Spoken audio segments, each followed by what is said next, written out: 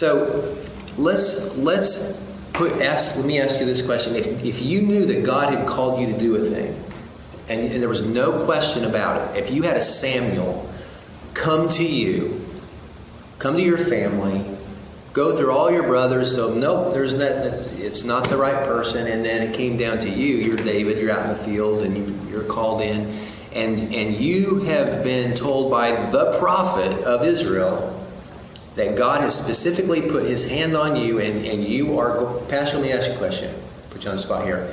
Did David know at that time that he was going to be the king of Israel, do you think? At what time? When he was anointed. When he was anointed. That's a real good question. Some believe that he actually absolutely did. Others didn't. Okay, I don't know. I'm asking. But whether he knew that specifically or not, he certainly knew that there's something special for him. That God had called him to something very special, yes. Right? Yes. And so we have him moving. So here's my question. If you knew that you had been called to something very special, and so you step forward and say, okay, I'm going to do this thing, and you have some immediate success, and it seems to confirm what God has called you to do, and then the next thing you know, you're the furthest away that you could imagine from what you think God has called you to do, what are you going to be thinking? Because what we're getting into today with David's life is he's setting himself up in the king's court to try to conduct himself and comport himself, and he's getting ready to be a fugitive. And when you're a fugitive and you've been called, it causes you to raise questions. Did God really ask me to do this? Is there ever going to be a time in ministry where you question God's call? That's what this lesson's about today. Okay? And what do you do about it? And how do you respond to that? What's the right course of action to take? Okay? Pastor. Just one comment, and that is, I think that very possibly David did know, simply because we know in the comments that Saul made and that Jonathan made, that God had anointed him to be king.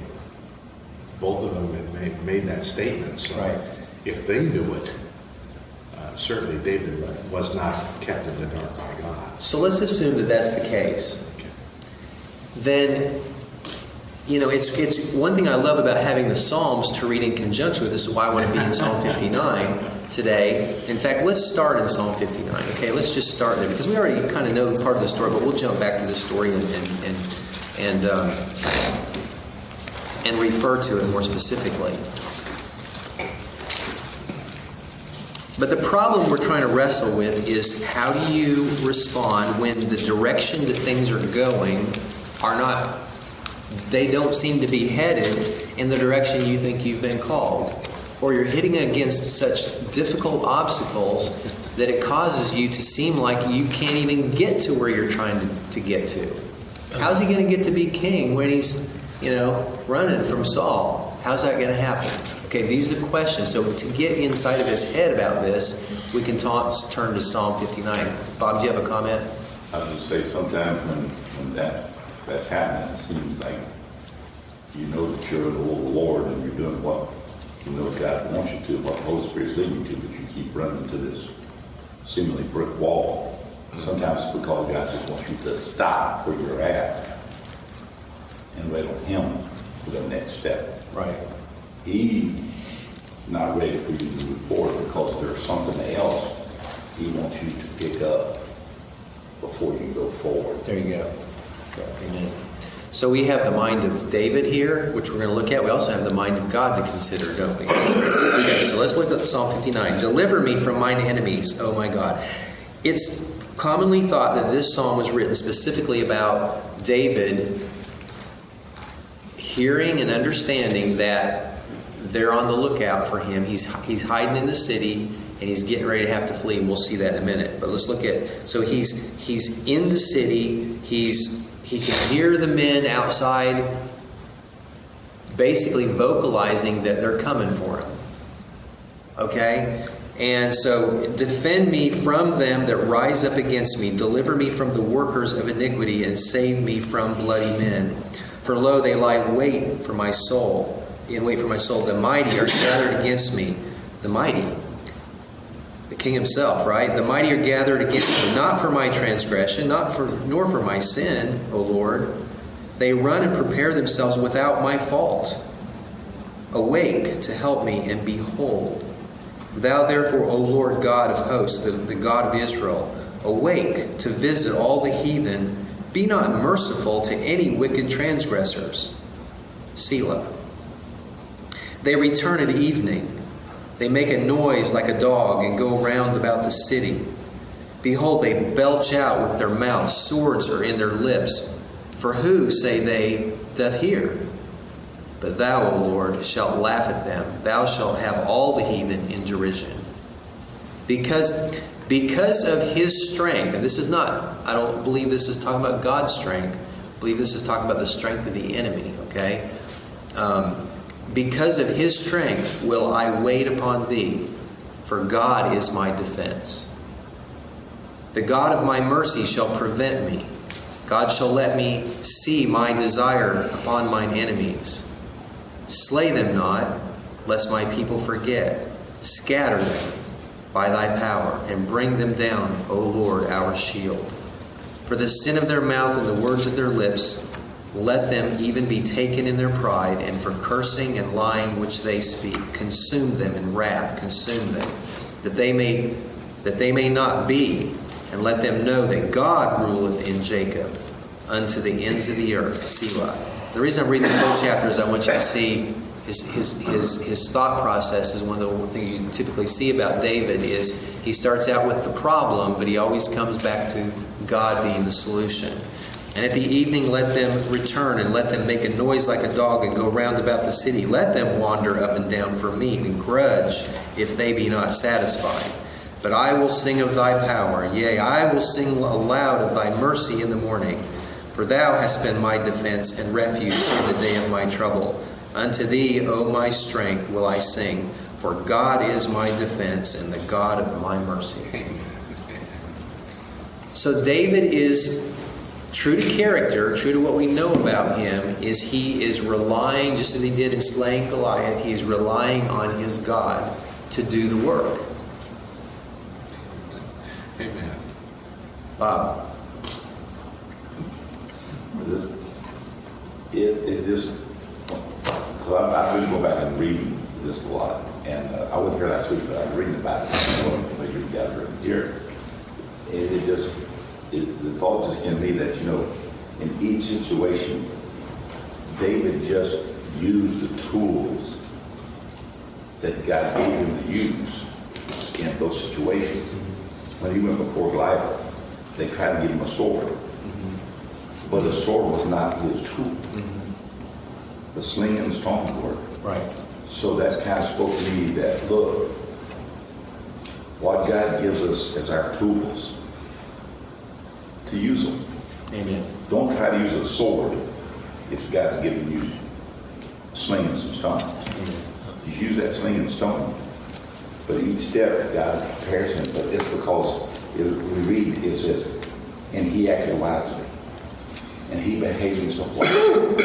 And here, he calls upon the Lord and he said, oh Lord, I'm waiting for you to take care of my enemies. Amen. It's each step. Amen. And I think it's why David was a man after God's own heart, because he was that close to the Lord. He didn't rush ahead, except for one time in his life. Yeah, he's going to do some rushing ahead, and a few things we're going to learn about. We'll talk about those. So let's back up. And if you want to comment, raise your hand. Dave. Verse 9 made me think about 2 Corinthians 12, 9 and 10. And he has said to me, my grace is sufficient for you. For power is perfected in weakness. Most gladly, therefore, I will rather boast about my weakness, so that the power of Christ may dwell in me. Therefore, I am well content with weaknesses, with insults, with distresses, with persecutions, with difficulties, for Christ's sake. For when I am weak, then I am strong. Amen. What was that scripture? 2 Corinthians 12, 9 and 10. Amen. That's one. Verse 9 and Psalm 59:9 says, because of his strength, I will watch for you, for God is my stronghold. For God hath not given us a spirit of fear, but of power and of love and of a sound mind. Amen. Amen. That's good. All right, so let's look at the last part of chapter 18, and just remember, just in summary, that, and we already talked about this, that David had been promised the daughter of Saul, and then in a sort of pulling the rug out from under him sort of way, he gave that daughter to another man. And so David he's a young man. I'm sure he wanted to be married, you know. He's moving on with his life. And so it turns out that Michal, the daughter of Saul, another of Saul's daughters, actually was very enamored with David. Now we're going to find out as we see the entire story unfold that Michal is not, she's probably not even a believer. As evidenced by her idols, as evidenced what happens later in her life. But for now, let's just say she's infatuated with David, because that's probably about what it is. Bob? I think she was attracted to his heroism and popularity. Yeah. And his position. I think so. More than anything. Yeah. And he was good looking too. Right. Yeah, I mean, he has the potential to become king and make her a queen. And in fact, we're going to find out later when when he humbles himself and lowers himself to the level of, takes off his garments and lowers himself. This is, a ways ahead in the story of David, and worships God from the street level with the people. She thumbs her nose at that. She criticizes him for that. And for that, he basically cuts her off. She's not going to have any children. But I think she's a jealous wife. He's taken on other wives. We're getting ahead of ourselves in our story, though. Right where we are right now is David is being given Michal to wife. And What verse is this? well, I'm going to pick up just with the last couple verses of chapter 18. So we'll start with verse 27. Wherefore David arose and went, he and his men, and slew of the Philistines 200 men. David brought their foreskins. Remember, this is the dowry that he had to supply. He was asked for 100. He's bringing 200. They gave them in full tale to the king, that he might be the king's son-in-law. And Saul gave him Michal, his daughter, to wife. And Saul saw and knew that the Lord was with David, and that Michal, Saul's daughter, loved him. And Saul was yet the more afraid of David, and Saul became David's enemy continually. What this means is, from here on, Saul is constantly scheming about how to get rid of David, because he's a threat. What do you think Saul's root problem was? What's his root? He's not following after God. I think there are a lot of roots. Did you have something you wanted to say about that? No, I just wonder what was the core problem that all this came Oh, we know this. One Pride. was the fear of man. Yeah. And the other absolutely had to be pride, because from pride springs jealousy. Yeah. I think his main problem is the fact that when David was anointed king, God came upon David, he departed from Saul. And I think Saul was taken over at that point by Satan. Yeah, I agree. Continuing on in verse 30. Then the princes of the Philistines went forth. And it came to pass after they went forth that David behaved himself more wisely than all the servants of Saul, so that his name was much set by. That's really very much like what you saw with Joseph, in Egypt. He comported himself well, and also with Daniel, in the Babylonian captivity. He had a great reputation So here we are. We're in ministry. We're serving the Lord. We're in the calling. Everything's going great until you read the next verse. And Saul spake to Jonathan, that's David's best friend, right? His son, and to all his servants that they should kill David. Wow, that's crazy. That's quite a contrast, isn't it? But Jonathan, David's son, delighted much in David, and so now we have an advocate here. Jonathan's going to go to bat. It's good to have advocates in ministry, isn't it, Pastor? Amen. And so what Jonathan is able to do is basically talk Saul into changing his mind, and we're just going to skim down through. Jonathan, you can just kind of skim it with your eyeballs there. Jonathan's going to go out, and he tells David to wait. Verse 3, he's going to go out and stand beside his father in the field where in the same field that David's hiding in, and I will commune with my father of thee, and what I see, that I will tell thee. And Jonathan spake good of David unto Saul his father, and said unto him, Let not the king sin against his servant, against David, because he hath not sinned against thee, and because his works have been to thee were very good. For he did put his life in his hand, and slew the Philistine, and the Lord wrought a great salvation for all Israel. See, even Jonathan is giving God the credit here. And then we know he's a godly man. Thou sawest it, and didst rejoice. Wherefore then wilt thou sin against innocent blood, to slay David without a cause? And notice Saul's oath here, his promise that he's going to break. He says, and Saul hearkened unto the voice of Jonathan. Saul sware, he said, As the Lord liveth, he shall not be slain. You know what that says to me? As long as God's alive, I'm not going to kill David. How long does that last? Jonathan called to David and said, and showed him all those things. And Jonathan brought David to Saul, and he was in his presence as in times past. Now let's not gloss over this verse. He was in his presence as in times past. What does that mean? That means David's in the court. That means Saul still has to be dealt with, but he's able to use his gifts, playing the harp, to console Saul, and everything's good, right? We can keep this under control. You know, God's answered my prayer. He's restored me back into the thing. God's clearly moving here. God's putting me right where I need to be. He's fixed the problem. Thank you, Lord. Right? Do you want to say that? Don't you think David went back and he was just still a little bit wary about the situation, knowing that he had fled from Saul's presence, and Saul had to throw the cat in the head at this time forward, and now he knows that Saul has shed out. He's going to tell the people to kill him, and it come back.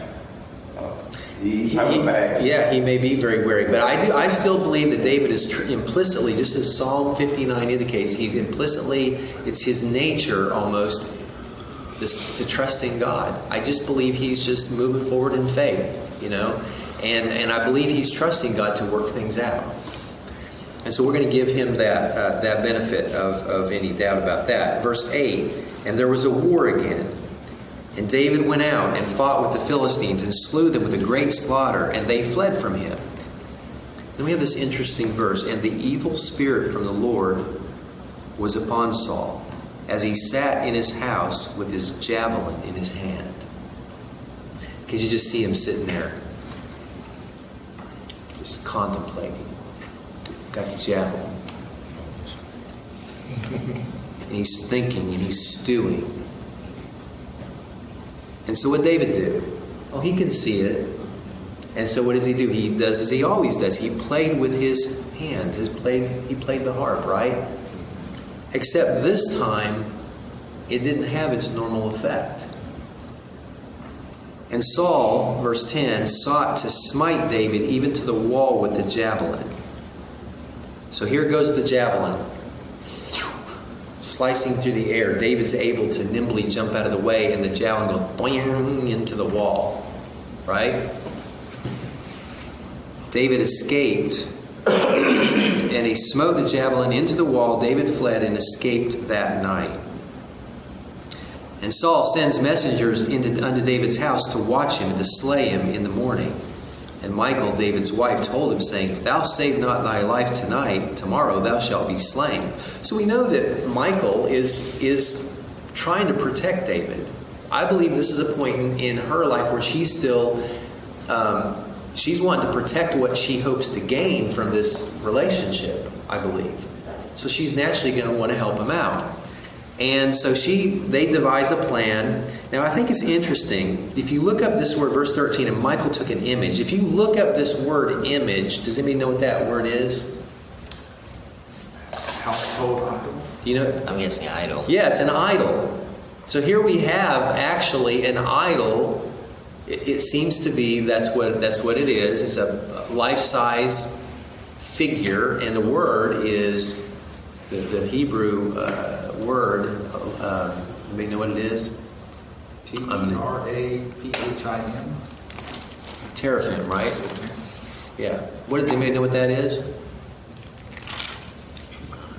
It's an idol. Okay, that's what it is. All right. And so this figure is placed into the bed. I just find it a little problematic that it's there, just for the record, okay? Now you can say, well, it's just a statue. I don't know, but it was called a teraphim, okay? And those were idols, just for what it's worth. Verse 13, Michal took an image. What's that? So it's bad. Yeah, and he laid it in. She lays it in the bed and put a pillow of goat's hair for his bolster, that would be, I assume, the pillow, and covered it with a cloth. And when Saul sent messengers to take David, she said, He is sick. Saul sent the messengers again to see David, saying, Bring him up to me in the bed, that I may slay him. And when the messengers were come in, behold, now he's not hiding anything now, he's going after him. He's already decreed, we're going to kill him. That was verse 1. So he's intending to capture David and kill him. And his kingdom, the people that are working under him, they have to obey. He's the king, right? So we've got an emergency situation here. David's going to have to find to get away. He's going to have to get away. And so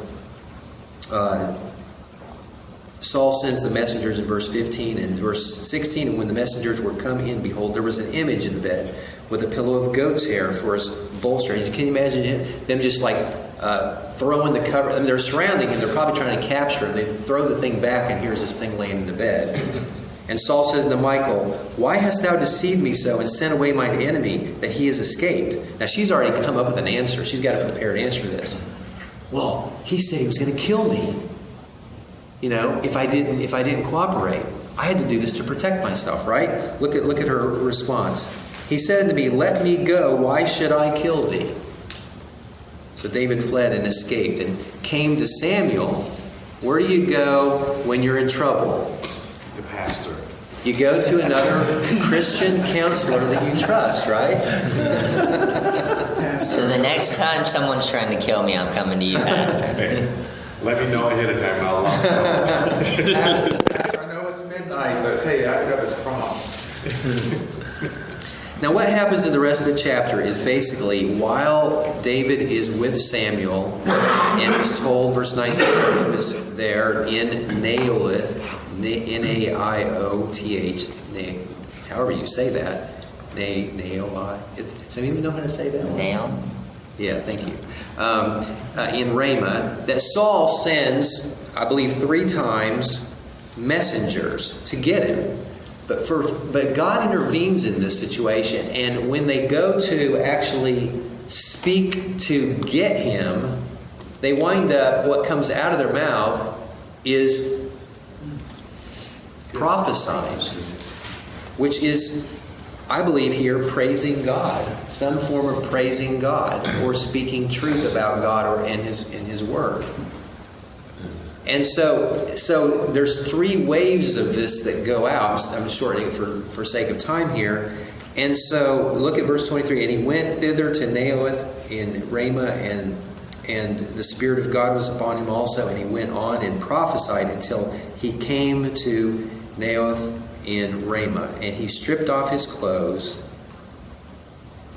also and prophesied before Samuel in like manner, and lay down naked all that day and all that night Wherefore they say, is Saul also among the prophets? Saul himself goes, and he is under God's control. So David's got protection, doesn't he? He's got God protecting him. Even though he's on the run, he's got God's protection. So when you find yourself on the run, trying to escape the enemies that are after you, just know, as long as you're in the will of God, God is still protecting you. Even though the whole thing may not line up with what you think should be happening in the moment. The answer is trust God. We saw that at the last part of Psalm 59. He says, the last two verses, but I will sing of thy power. I'm going to prophesy. I'm going to sing of thy power. Right? That's what David's saying. Yea, I will sing aloud of thy mercy in the morning, for thou hast been my defense and refuge in the day of my trouble. Unto thee, O my strength, will I sing.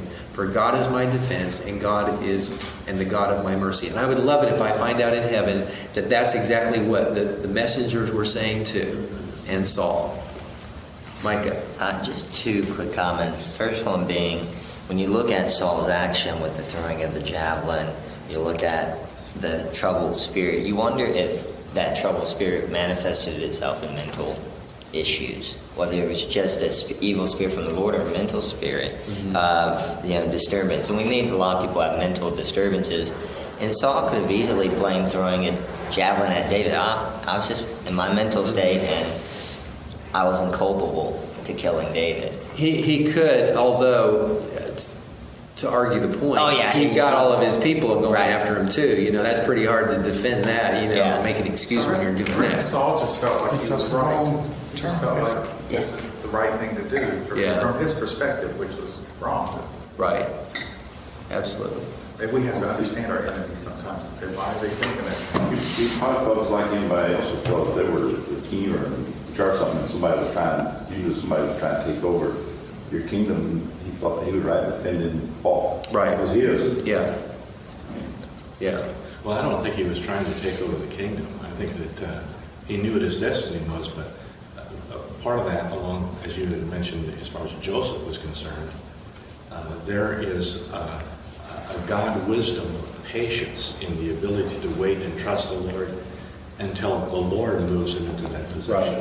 Right. So I think that, in fact, that's a good comment to sort of leave with is when you know you've been called to do a thing and things are not lining up, just continue to trust the Lord.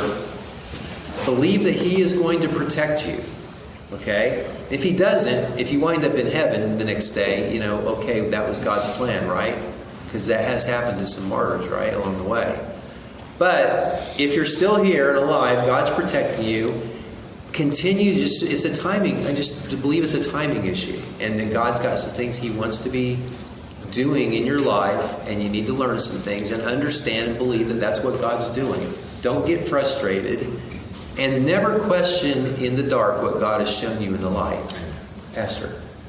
When in a state of desperation, don't take things into your own hands. When in a state of desperation, don't take things into your own hands. Allow God to do His work. Right. We're going to see that going forward as David is going to have opportunity not only to protect himself, but he's going to have the opportunity to literally kill Saul, to take the problem away. But that would be taking things in your own hands, wouldn't it? Wow. Well, if you look, you mentioned Joseph, the same thing with Joseph as with Saul. Joseph had the opportunity to render retribution to his brothers for selling them into slavery. Right. Just like David had an opportunity to render retribution to Saul for trying to kill him, and neither one done it.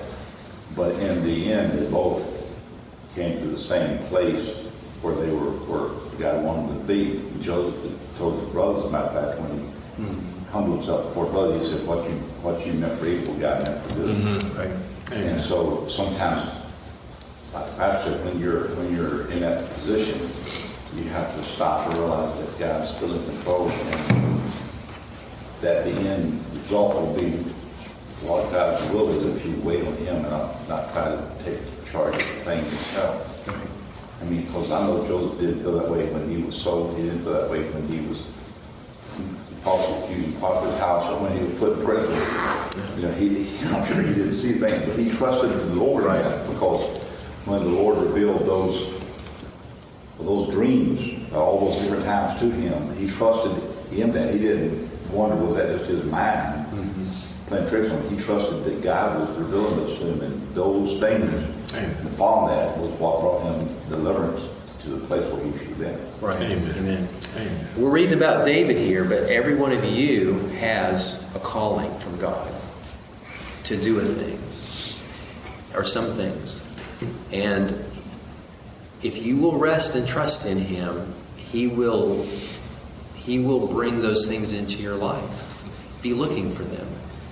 Be looking for them. Jacob did things his way and put him in bondage for many, many years. Now, ultimately, he was the seed, and God did bring him back into the land, and his name was changed from deceiver to Israel. But it is interesting, in the book of Genesis, who is probably the most prominent figure as far as godliness is concerned?